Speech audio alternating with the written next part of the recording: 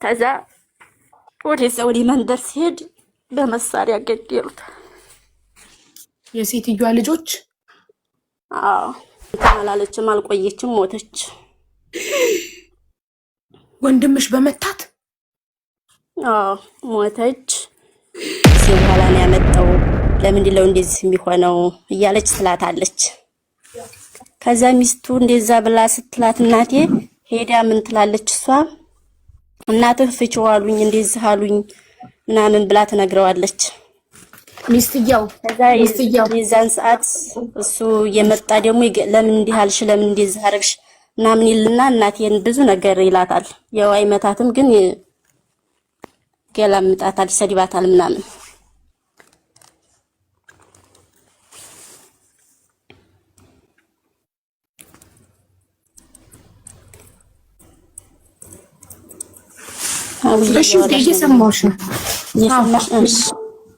ከዛ ሲኖሩ በመጨረሻ ላይ 2 አመት ምናምን ሆኖ ሄዱ። ከቤተሰቦቿ ወሰደችው። እሺ እዛ ቤተሰቦቿ ጋር ሄዱ። ተኛ ጋር በቃ መጨረሻ ላይ ሲጣሉ በጣም ተጣሉ። ከእናቴ ጋር ሊገላት ሆነ። እዛ ሄደች፣ ይዘው ሄደች፣ አብረው ሄዱ።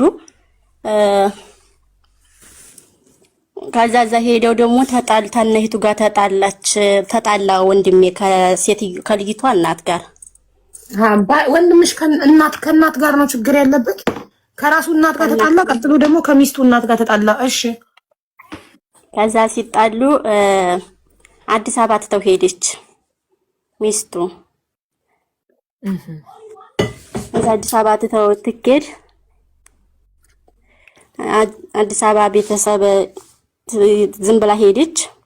ከዛ ዝም ብሎ ልጅ ወልደዋል። አንድ ልጅ ድርንትን ቂጣ እየጋገረ ነው የሚበላ። ማን ነው ቂጣ ጋግሮ የሚበላ? ወንድምሽ ወይስ ልጁ? ወንድሜ እዛው ቤት እነሱ ቤት ሆኖ ትተው ሄደች። ሲጣሉ ቤት ትተው ሄደች። ከቤተሰቦቿ ቤት ሄደች። ኦኬ ኦኬ። ከዛ ቤተሰቦቿ ቤት ትተው ሄደች። እየጋገረ ሲበላ ጎረቤት መጡና ልጃችሁን ለምንድን ለማትወስዱት? እሷ ጥለው ሄዳለች፣ ለምንድን ለማትወስዱት ምናምን ብለው ሲሉ መጡና ሲጠይቁ አባቴ እምቢ አለ። ተድሮ ሚስቴ እንትን እያለ ነው የሄደው፣ ስለዛ እዛው ይበርታ እንጂ እኛ ምንም የሚመለከተን ነገር የለም አለ። ኦኬ ድሮ ሚስቱን መርጦ ሄዷልና እኛ አገባንም አለ አባትሽ? አዎ። ከዛ እንደዛ ሲል እናቴ ደግሞ ለምን በቃ ጸባውን ታስተካከለ ተመክረውት እንደ ድሮ የሚሆን ከሆነ ይመለሳል አለች። እንግዲህ የሚጣለው ከሷ ጋር ነው እንጂ ከሱ ጋር አይጣላም። ከእናትሽ ጋር ነው ነበር ጸቡ። ግን እናት በጣም ይቀርባይ ስለሆነች አባትም ቢቢልም እናት ግን ይምጣ ልጄ ከዛ ተጣሉ። እምቢ ስትል ይው ተጣሉ። በቃ እንደዛ ከሆነ የራሴን ድርሻ ክፈልልኝ እኔ ልጄን ሰበስባለሁ አመጣለሁ አለች። ኦኬ አይ ካልሽ በቃ እንደዛ ከሆነ እኔ ለራስሽ ብዬ ነው እንጂ እኔን እንግዲህ ምንም ብሎኝ አያውቅም። ለራስሽ ብዬ ነው። እሺ እንደዛ ከሆነ ይምከሩት፣ ጠባውን ያስተካክል፣ እንደ ድሮ ይሁን፣ እኔ የፈለገውን እናደርግለታለን፣ ይምጣ አሉ። ተነጋገሩና መጣ። መክረውት ተታረቀ። ያው እየኖረ እያለ በበጋ ነው እንደዚህ ያመጡት። እዛው ያው ገጠር ስለሆነ እርሻ ነው የሚታረስና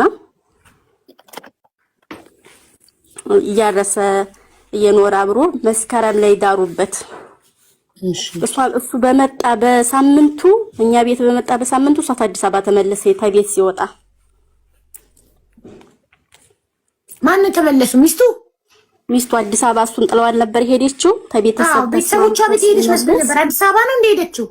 አዲስ አበባ ነው። ቤተሰቦቹ ጋማ መጀመሪያ ከቤት ተኛ ቤት ታልስማማ ሲል በጣም እናቴ ጋር እንትን ሲል አባቴ ወይ በርህን ቀይር በርህን በሌላ ጋር ክፈት ወይንም ደግሞ እንደፈለክሁን ብሎ አለው አባቴ ሲለው።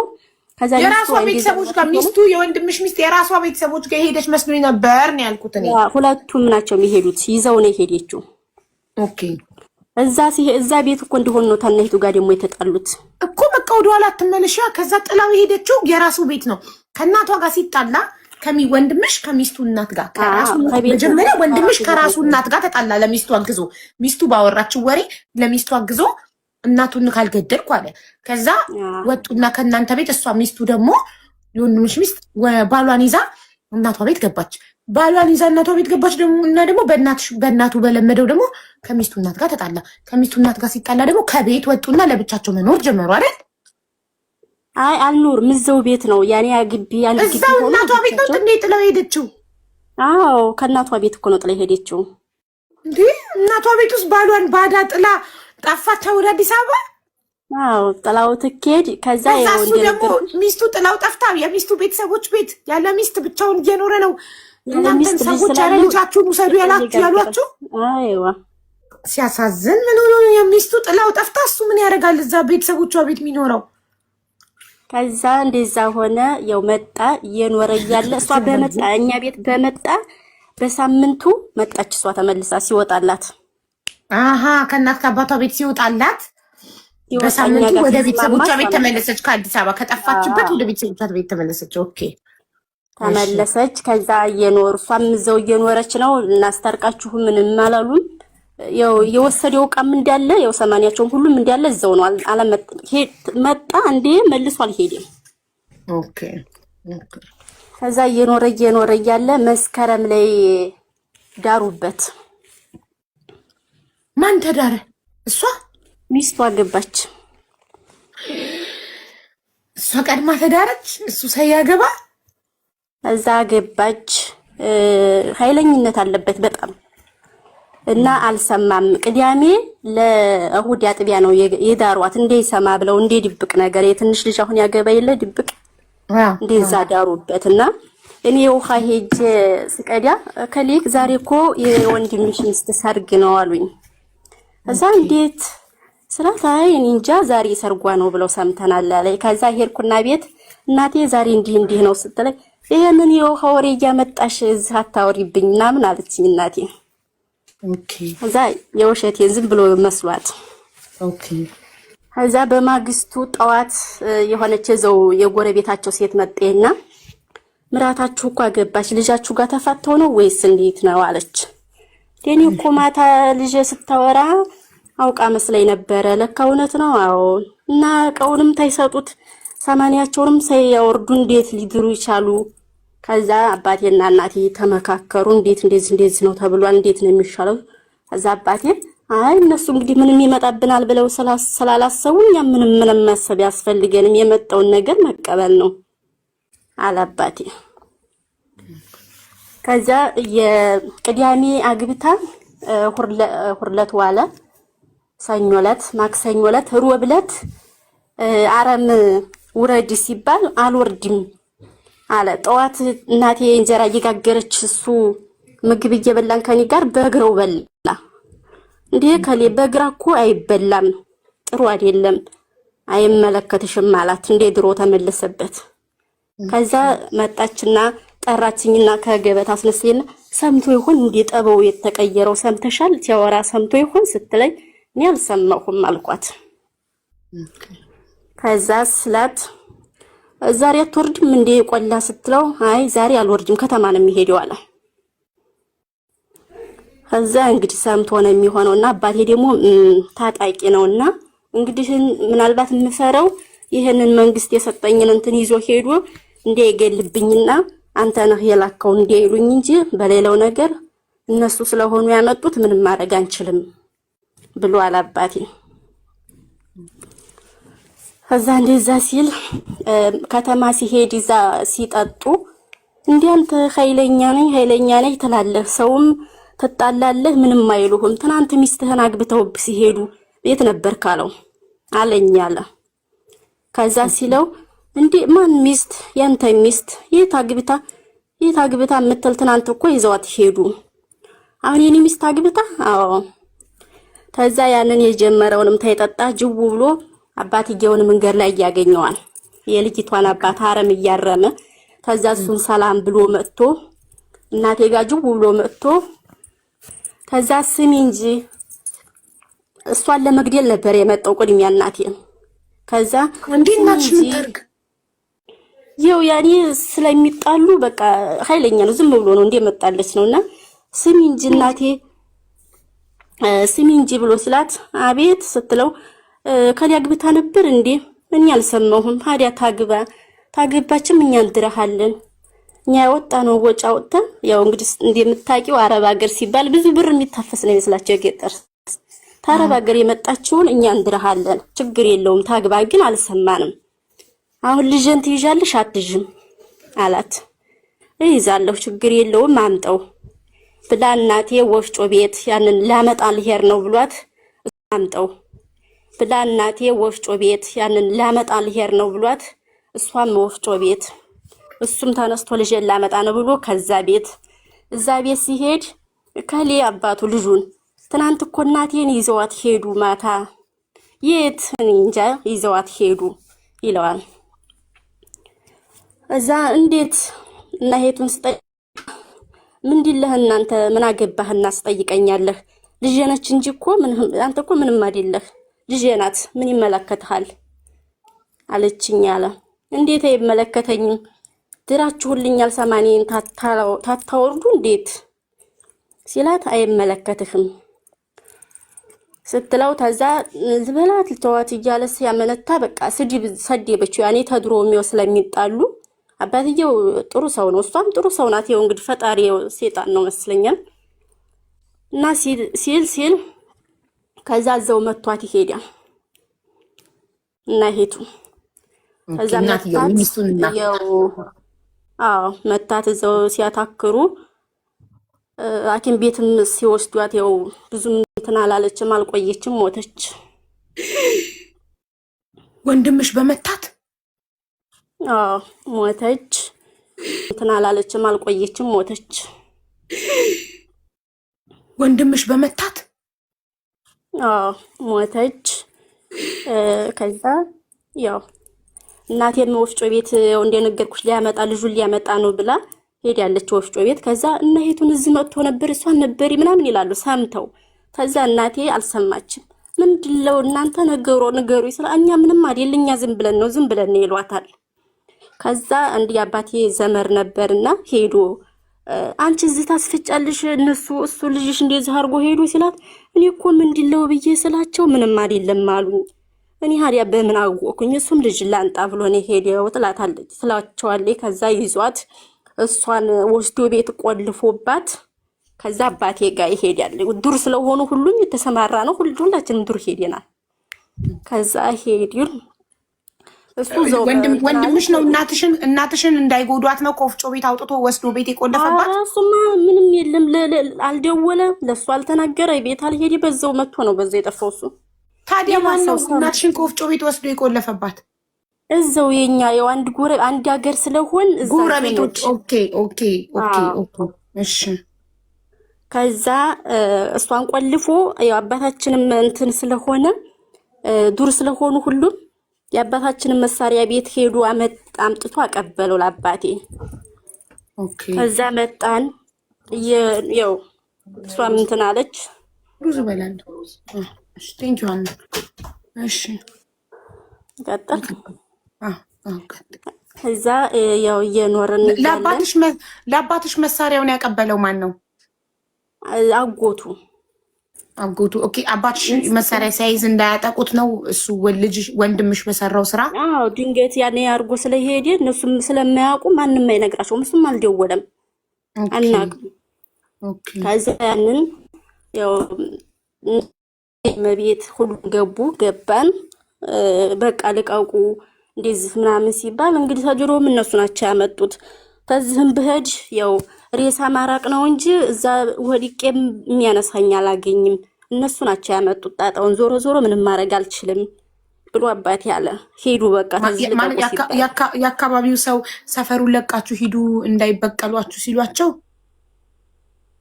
ከዛ አባቴ ደግሞ እንደዛ ሲል አገርም ብለቅ የትም ቦታ ብሄድ ሬሳዬን ነው እንጂ ማርቀው ምንም እንትን ማድረግ አልችልም፣ የመጣውን መቀበል ነው አለ። ኦኬ። ከዛ ያው እነሱ ለቀቁ። እናታችን ወተችበት ላይ አንቀመጥም ብለው ለቀቀው ሄዱ። ኦኬ። ከዛ ሄዱ። እየኖርን እነሱ ያው አዝመራ እንደዚህ ማዝበር ምናምን ወንድምሽ በቃ ጠፋ ሴትዮዋን ገሎ ጠፋ። ከዛ እየኖርን እያለን በሁለት አመቱ ገበያ ሲሄድ አገኙት ሁለት ልጆች። እነሱ ሁለት ልጆች አባቴን ገደልን ብለው ጥለው ሄዱ። አባትሽን? አዎ ሁለት ሆነው እሱ ብቻውን ነው። መሳሪያውን ደግሞ አንተ ልጅህ እንዲህ አድርጎ ጠፍቷልና አንተ ነህ ያሸሸኸው ብለው አባቴ መሳሪያውን ቀሙት። ከዛ ያኔ ከዛ ገበያ ሲሄድ ሁለት ልጆቹ ቀጥቅጠው ገደልን ብለው ተተውት ሄዱ። ኦኬ ከዛ ተተውት ሄዱ። ያው እግዚአብሔር ይመስገን ተዛም ተያለንበት ከተማ ሪፈር ምናምን ተብሎ ጥቁር አንበሳ ድረስ መጣ። ጥቁር አንበሳ ድረስ መጣ። ተነሐሴ መድኃኔዓለም ነው የመጡት። ተነሐሴ መድኃኔዓለም እስከ ጥር ድረስ ታከመ አዲስ አበባ። እዛ ታከመ ዲያነ ሄድን።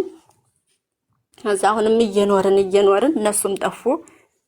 ከዛ እየኖርን በአመቱ ደግሞ እዛው ጎረቤት እዛው የሆነ ተቤታችን ትንሽ ከፍ ያለ ነበረ እርሻ።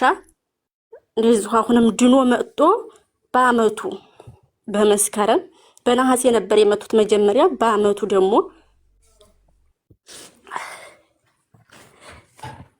ከዛ ወደ መንደር ሲሄድ በመሳሪያ ገደሉት የሴትዮዋ ልጆች። አዎ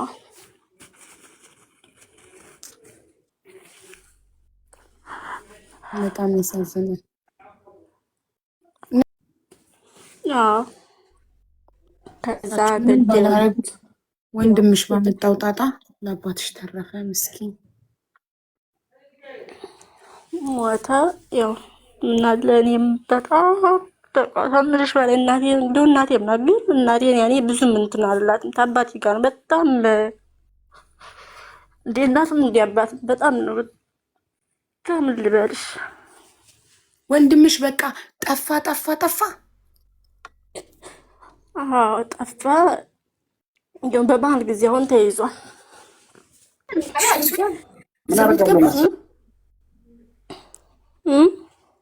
ተይዟል ማለት ያኔ እስር ቤት ገባ ተይዞ። መታሰሩ ላልቀረ አሁን እሱ ወዲያው እጁን ቢሰጥ ኖሮ ባይጠፋ ኖሮ አባትሽ አይገደልም ነበር አይደል? አይቀርለትም። ያኔ እሱ አጠፋ ብለው አይደል የሚገሉት እነሱ የእናታቸውን ነው እንጂ ማለት ደም ለመመለስ እሱ ቢጠፋማ አይገሉትም ነበር። እሱ ታስሯል፣ በቃ ደማቸው ታሰረ ማለት ፍትህ አገኙ ማለት ነው አይደል? እንደዚህ ያስቡ። እሱም ታስሮላቸው እንደገና አባትሽን የሚገሉ ነበረ። እሱ ባይጠፋ ኖሮ እሱ መጥፋቱ መያዙም እሱ ቢሞትላቸው ሊሆን ይችላል እንጂ መያዙ እስር ቤት ምን እንትን ይላቸዋል ብለሽ ነው። ህግ የለም ማለት እኮ ነው። ገጠር ግዴታ ሰው በእጁ ነው የሚበቀለው ማለት ነው። ማለት ስንት አመት ሆነ? ቆይቷል። የቆየ ታሪክ ነው። አባቴ ተሞተ 7 አመቱ። አሁን መስከረም አለፈ እኮ ቅርብ ጊዜ ማለት እኮ ነው። ከ7 አመት በፊትም ገጠር ላይ እንደዚህ ነገር አለ። ህግ የለም። እሷ ደግሞ ያው 3 አመት ነው የሚበላለጡት። 10 አመቷ እኮ እነሱ ሳልተያዙም አባትሽን የገደሉት ልጆች ህግ አይዘው እነሱ ተድሮም ለቀው ሄደዋል። በዛው ገደሉ፣ በዛው ጠፉ።